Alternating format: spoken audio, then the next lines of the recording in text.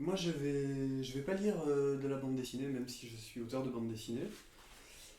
Je vais lire deux chapitres de La légende de Pyong-Fu, livre 4. Tu me rapproches. Livre 4,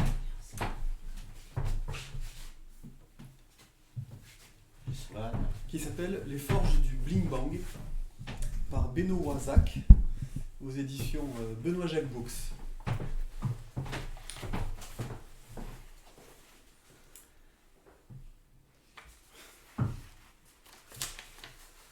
Alors, c'est le chapitre 2. Pingloubu, bras et jambes écartés, et les mains refermées comme des crampons sur la paroi, ressemblait à une araignée.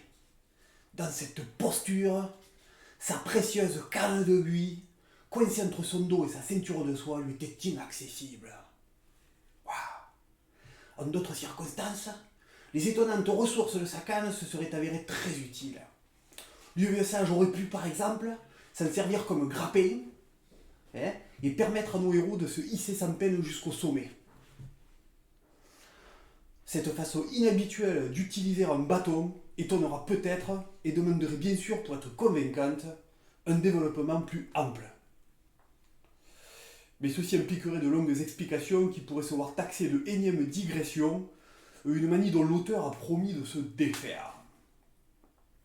La crampe surgit dans les mollets de Pingloubu, et qui gagnait maintenant ses maigres cuisses, était en passe d'avoir raison de ses dernières forces lorsqu'il lui sembla entendre, venu du haut de la falaise, les piaillements d'un oiseau. Du coin de son œil, il aperçut alors, sur le chemin de la crête, la silhouette imprécise d'un étrange équipage, duquel s'échappaient de petits nuages de fumée. C'était Faugung, qui, tiré sur sa pipe, poussait lentement son chariot de fer dans les roulettes mal huilées turlutaient comme des alouettes. Le vieux cœur de Pingloubu, ragaillardi par cette apparition providentielle, se mit à sautiller comme un péto sur un bras chaud. Putain! Ah, c'est bien ça. La certitude d'un sauvetage in extremis le remit en mémoire. Le oui, cri traditionnel d'appel à aide, la palachine ancestrale que son esprit fatigué lui a fait tout oublier jusque-là. Sans se douter que le mystérieux promeneur du soir transportait avec lui la plus solide et la plus longue échelle de quartier tâtonnement, Pingloubu rassembla l'énergie nécessaire pour lancer le oi, comme ça, aussi profond que tonitruant. Oi. Grâce à une technique vocale particulière connue de quelques rares sages palachinois, son cri se répercuta en écho sur les parois de la falaise en une nette amplification du son à chaque répétition. On eût dit le rugissement de quelquefois annonçant le départ pour une partie de chasse en soirée. Pyong-Fu sortit brusquement de sa léthargie et manqua aussitôt de choir dans le fleuve. La puissance de l'onde sonore fut-elle qu'un rocher d'une tonne précipité dans le Jinjin eût abouti au même résultat. Les cercles concentriques qui se dessinèrent à la surface de l'eau, vinrent en vagues successives, s'écrasèrent avec fracas au bas de la falaise. Galets, cailloux, sédiments, les faux sursautèrent, les créatures se baignèrent d'endroits centifères, un petit peu pompeolés à relier de la joie. Eh oui. Hélas, ce vacarme m'a réveillé un mort ne parvint pas aux oreilles du forgeron, qui poursuivit son chemin comme si je rien laissé. Alors qu'il s'éloignait sur le petit sentier, je suis incrément déroulé que son chariot se fit de plus en plus ténu. Espoir qu'elle finisse les visions de ce promeneur disparut bientôt absorbé dans l'épaisseur de la nuit. L'explication est simple. Les années passées par Faugung à battre le ciel dans sa forge avaient rendu sourd comme un pot. Si le brave homme avait entendu quelque chose, ça n'avait quitté que l'équivalent d'un vague soupir auquel il n'avait pas prêté attention. Attention. Un épisode semblable rencontré dans un récit plus conventionnel aurait situé n'importe quel héros dans un désespoir tel qu'il aurait aussitôt sauté à pieds joints dans le fleuve. Vous comprenez? Une façon comme là d'en finir une fois pour toutes en allant nourrir l'affreux poisson à l'aveugle. Mais comme l'ont bien démontré les 4 journées précédentes, Plus on fouille son géomètre, plus il ne plus, et c'est d'une autre trempe. Trempe. C'est d'une autre trempe. Trempe. Le gamin se sentait en pleine forme. Tel un quoi? Tel un montagnard aguerri, les minus du profond sommeil que ses orteils avaient permis de prendre comme le reposer. C'est incroyable. C'est fou. Il était prêt à l'action et n'attendait qu'un signe de son vieux maître. Puis avait d'abord conçu une sainte colère contre le promeneur et qui eut pour effet de dissiper complètement les effets de sa crampe. C'est incroyable. J'adore ce passage. Il est super. Puis à nouveau ce chatouillement, commençant de foncer le manche, surtout sa manche gauche, ce qui avait aperçu fugacement le contenu des 100 vues du monde de Vénus. Les 100 vues du monde de Vénus, c'est des images. Lorsque Pioufou l'avait découvert dans les affaires de l'infâme Zilu. Ça retombe. C'est tout mouillé. Était immédiatement venu rappeler au vieux sage que depuis son grand âge, il n'était pas fait de marbre. À présent que le livre lui flattait les flancs, il eut le sentiment que sous ce mystérieux venait s'embraser un morceau de serpent de bois plié dans son âtre. Il sentait en lui la brûlure délicieuse, communiquant à chaque cellule de son être sa bienfaisante chaleur. C'est coquin, c'est un passage qui est très coquin. Tout ce qu'est le livre à loisir devint subitement une obsession. Ce ne furent pas seulement les poils de sa longue barbisse qui sentit se raidir. Non, un peu plus. Une rampe de notre ordre lui a su faire un regain d'énergie et de courage. Avec son cœur certes, mais détermination et une sorte d'extase, et entreprit l'escalade de la loi vertigineuse. Alors Pigou, fou, montre-moi ce que tu as dans le ventre, nom d'une stongue.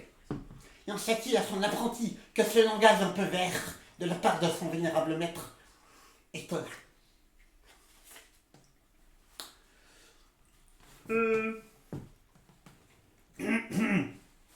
Il n'en fallut pas plus à Pioufou, grand amateur de challenge, pour à son tour se risquer prudemment à la périlleuse ascension.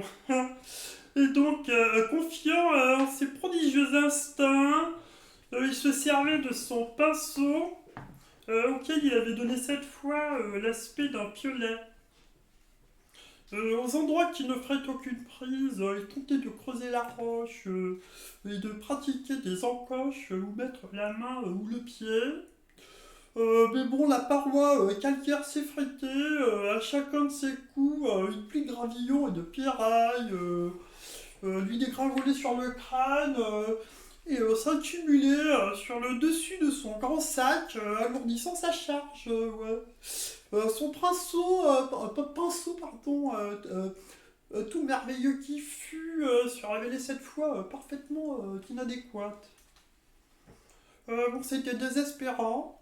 Ouais, le garçonnet n'avait désormais plus que son intelligence pour se sortir d'affaire. Il se lécha alors le bout des doigts, espérant en augmenter ainsi l'adhérence. Cette technique lui permit de se hisser de quelques centimètres. Voilà, bon, pas plus. Cette technique lui permit... non, ça je viens de le dire déjà. Donc, avant de glisser tristement plus bas que son point de départ avec la plainte d'une éponge écrasée sur une vitre. Voilà, c'est un passage qui est un peu désespérant. Hein. Voilà, bon. Rester les aspérités, les cavités existantes de la paroi, ouais, mais celle-ci était espacée à des distances que ses petits membres ne pouvaient atteindre. Voilà, donc là on sent un peu la détresse. Hein. Je vous explique un peu le contexte, hein, voilà. Il peut toutefois s'élever d'une ou deux coudées en s'étirant comme une grenouille jusqu'à ce que deux de ses doigts se retrouvent coincés dans un trou trop petit. Il eut toutes les peines du monde à se les dégager, manquant de peu de tomber à la renverse, se perdre définitivement dans le fleuve en contrebas. Cette mésaventure le laissa plusieurs minutes dégoulinant de sueur. Le souffle court, les yeux saisis d'épouvante. Vraiment, quoi. Très écarquillé, quoi. De son côté, le vieux Pinglubu peinait tout autant. Il était plus vieux, là. Les forces nouvelles que lui avait procuré le chatouille des 100 monts de Vénus, des 100 vues du mont de Vénus, pardon, c'est l'ouvrage un peu coquin dont on parlait tout à l'heure, n'avaient été que de courte durée, se consumaient avec la rapidité d'un feu de paille.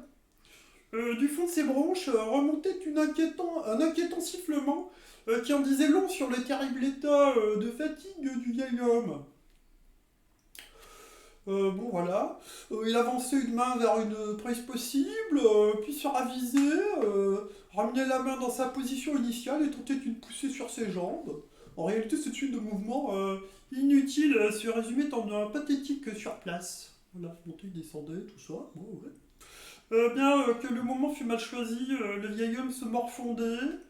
Que n'avait-il pris le bon chemin au sortir de cette auberge des bas-fonds de Tinong-Binong à 7 heures, il serait arrivé depuis longtemps à la cabane de la montagne de jade ruisselant.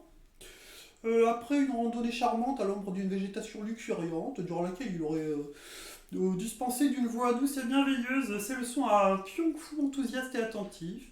Il admirerait le coucher du soleil en sirotant un jus de gingembre comme apéro. En lieu et place de quoi, leurs égarements les avaient livrés à d'insurmontables épreuves, au cœur d'une nature hostile, de sinistres ténèbres, coincés au bas de la falaise, ils étaient dans l'impasse, et pourquoi fallait-il que l'endroit soit à un pic glissant et pourri pourquoi ce fleuve était-il infesté de terribles bestioles, surtout comment se sortir de là, bon voilà. L'auteur sait, bien qu'entre vraisemblance et invraisemblance le chemin est étroit et que sans. L'écarter risque bien de lui faire perdre l'adhésion de ses honorables. Lecteur d'autant que, pour l'instant, son récit n'avance.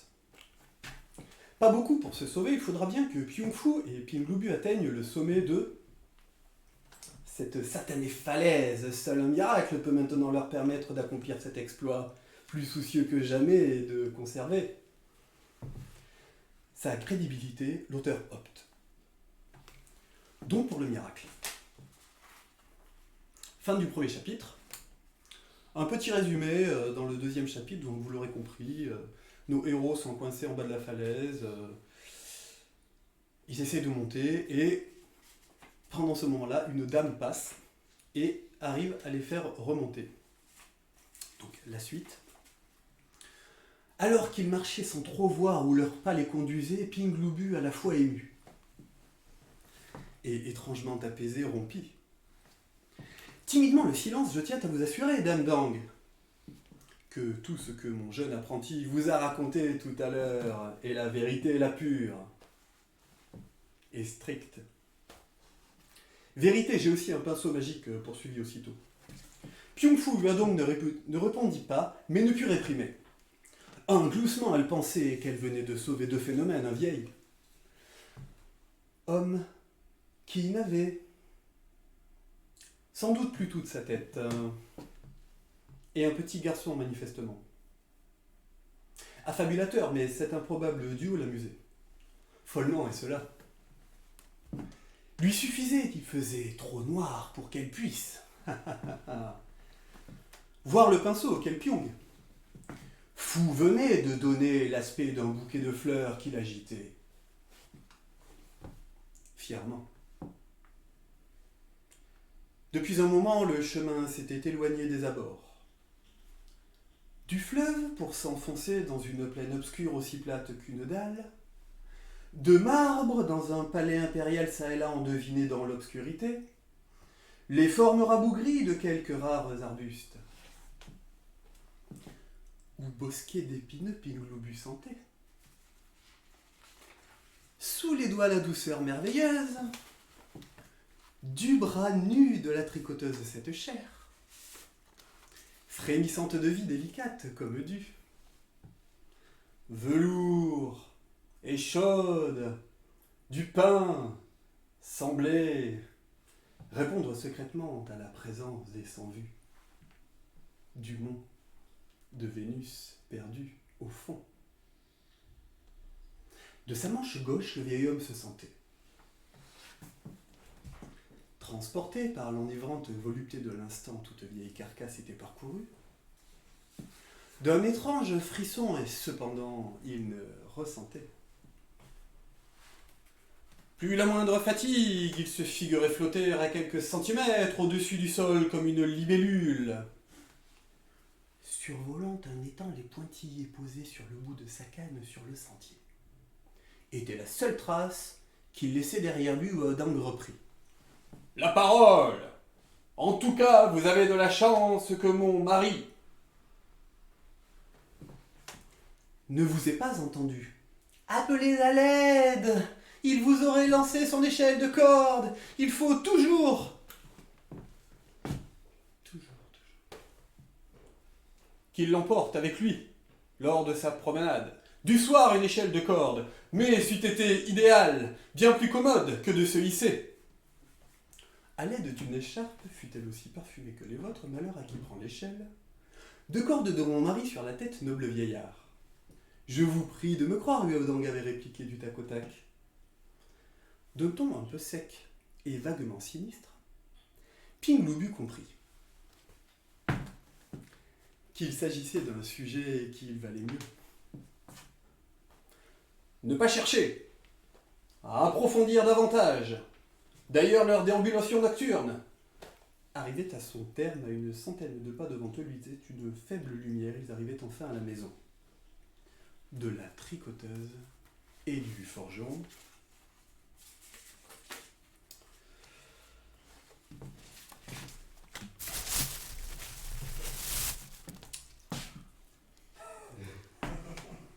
Dans la pénombre, les rencontrèrent d'abord un portefeuille fermé en surface. La chose semblait massive et largement surdimensionnée.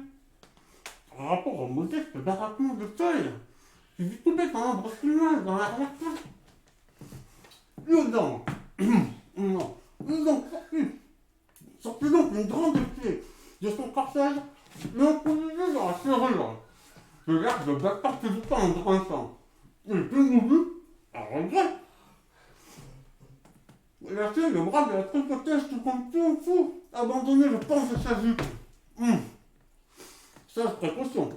À quelques mètres dans l'encadrement de la porte d'entrée et sous l'éclairage d'un lampion, se tenait Forgong, le forgeron, les bras croisés sur un tablier de cuir. Sa mine renfrognée, ainsi que les ombres sévères qui durcissaient les traits de son visage, laissaient apparaître combien ses dispositions ne peuvent pas faire d'un homme prêt à se faire de nouveaux amis. Voilà, ma femme! Que signifie-t-il? Voilà plus de 10 minutes que je suis rentré de ma promenade. J'ai rendu mon chariot et mon échelle de corde, pardon, mon échelle de corde, lance-le-moi. Là, parce que là. Et tu n'étais pas là à mon retour? Où étais-tu? D'où reviens-tu? Et qui sont ces étrangers que j'aperçois dans les contours de la nuit? Mon mari, voilà une belle bonne à vous raconter. Figurez-vous que ton coup, c'est bien l'enfant de ma gosse, là, ma gosse, et elle, depuis le début. Le nom de Géliard, c'est ce sein à ma droite. Bon, voilà. Je crois fou, je sais plus aujourd'hui, moi.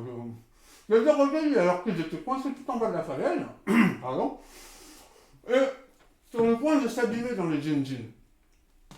Ils ont appelé le secours. Vous, bien sûr, vous n'avez rien entendu. Ils sont tous deux très courtois et cependant extrêmement drôles. Ils vous assurent, ils vont assurément vous faire rire tôt ou tard. Pendant que vous faites connaissance, je m'en vais préparer quelque chose à manger pour ces deux malheureux. Non. Odang avait parlé d'une voix claire et forte. Comme elle en avait l'habitude lorsqu'elle s'adressait à Forgong, le forgeron demeura un instant interdit, comme si ce que venait lui raconter son épouse représentait trop d'informations à intégrer d'un seul coup. C'est partout, moi. Voilà. Bon. Ici, par répondre dans ton borne. Voilà, ma femme. Que qu'arrive-t-il? Nous croiser assez riches pour offrir le gîte de couvert à chaque inconnu de passage. N'importe quoi. Et que sais-tu de ces individus? Allez voir, ils pourraient bien être dans ce cocon qui court le chemin. Le chemin devient court. Pardon. On peut pousser les honnêtes. J'avais faim, là, je mange en même temps. Non, après, il est trop tard. Oh là, mon mari! Mais qu'aura doté où là? Pardon. Avez-vous bien regardé vos bandits? Un enfant et un vieillard. Ça fait nous d'actes d'hospitalité, pas la chinoise. Ce que nous ont enseigné nos aînés. Mais oui. Ne tirez pas cette tête et rendez-vous plutôt utile. Faites donc une place de couchage pour la remise de nos hôtes par les braises de ma forge. Je dis moi que je n'ai guère confiance en ces deux drôles. Il a d'ailleurs semblé que le barbichu te tenait par le bras en arrivant. Aucun, il me tenait par le bras. Bon. Pardon. L'Odin soupira et s'apprêtait à tourner les talons pour rejoindre sa cuisine. Pingloubu sentit qu'il était temps d'intervenir. Il s'avança vers Faogong et s'inclina devant lui en ôtant son chapeau. De sa douce voix posée, il dit encore plus sur sa tête, que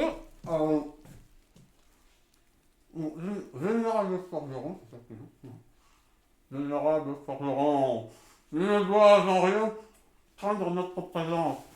Ton épouse nous a sauvés d'un grand péril. La façon de... On peut avoir un verre d'eau? Tu peux avoir un verre d'eau?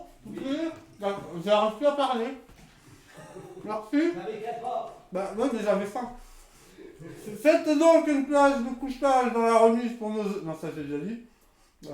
Par les braises de ma forge.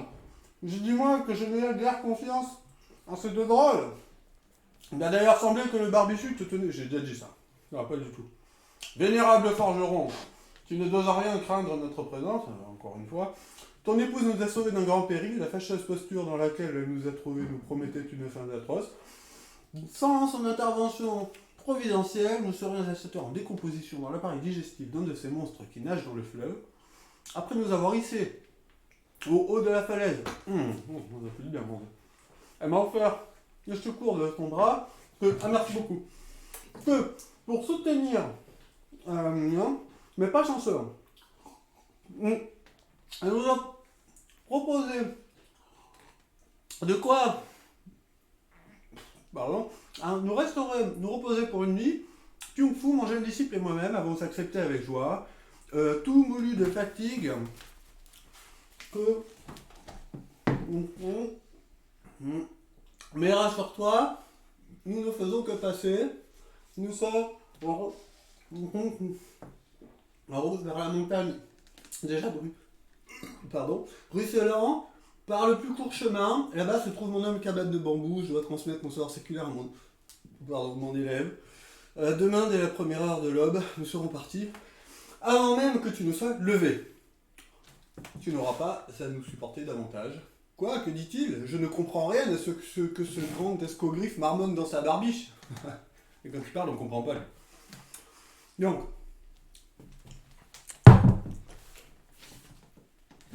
ces interminables pourparlers firent sortir Pyung Fu de ses gonds. Il explosa. Mon maître dit que nous avons faim et sommeil, et que nous ne resterons pas, cria-t-il, comme à chaque fois qu'il était très énervé. Les cheveux de sa tête s'étaient raidis en brosse comme tous les poils de son pinceau. On eût pu se servir de son crâne pour amener une cheminée. Ce surprenant phénomène effraya quelque peu Faogong, qui roula des yeux ronds, éloigna sans rien dire vers la remise à petit pas agacé cependant, malgré le peu de lumière qui diffusait. Le lampion suspendu à côté de la porte du logis avait permis à tout le monde de se voir. Pingloubu et Pyung Fu ne purent pas il faut le dire, emporté par un élan de sympathie envers leur hôte, tout cet homme trapu, large d'épaules à la pilosité abondante, exprimait l'insupportable ronchon par contraste avec son allure débraillée et peu amène. Lui au d'angle apparut-elle une reine altière et sûre d'elle, les mains posées sur la hanche, elle avait couvert la nuque, et ses épaules de deux longues écharpes parfumées qui finissaient enroulées autour de ses poignets comme d'énormes lacets, sa dent, chevelure, sombre et brillante, ramassée en une masse retenue par deux baguettes d'osier et un peigne d'ivoire occupait le dessus de sa tête comme une jonque traversant l'océan. Ses sourires qui laissaient apparaître deux rangées de perles blanches illuminaient régulièrement son visage où brillaient des feux follets de ses prunelles témoins d'une âme généreuse. À chacun de ses gloussements, sa poitrine opulente se soulevait, gonflée comme un édredon. Telle une seconde peau, la soie de sa robe tendue sur la surface de son corps en révélait toutes les appétissantes rondeurs. Elle n'était ni naïve, ni délibérément provocante, simplement formidablement vivante et sensuelle, pardon, j'ai fourché. Vivante et sensuelle dans le contexte étrange de leur arrivée sur ces terres en telle pléthore de charme aussi déployé, achevait d'enflammer l'imaginaire de nos héros. Kyung-Fu Bouchebé n'arrivait pas à détacher son regard de cette personnalité exubérante qui éveillait en lui des désirs jusque-là inconnus dans son âme d'enfant se mêlait confusément. Une extinguible soif d'affection maternelle avec les prémices d'une puberté à venir. De son côté, l'esprit de Pinglubu était aux prises avec une foule d'idées plutôt éloignées des concepts de sagesse. Il sentait son vieux cœur battre à tout rompre, et se liquéfier jusqu'à ses jambes flageolantes prêtes à se dérober sous lui. La voix du Haodang vint sortir, les deux compères d'un état de surchauffe dans lequel ils perdaient leurs pensées respectives. Il faut excuser mon pauvre Amari, leur dit-elle avec un petit rire triste, comme la plupart des artisans que vous croiserez dans le Bling Blang. Il est au chômage. Les mines sont taries depuis de nombreuses années, la région est sinistrée, et puis aussi le climat a changé, le soleil tape dur dans la région. Merci.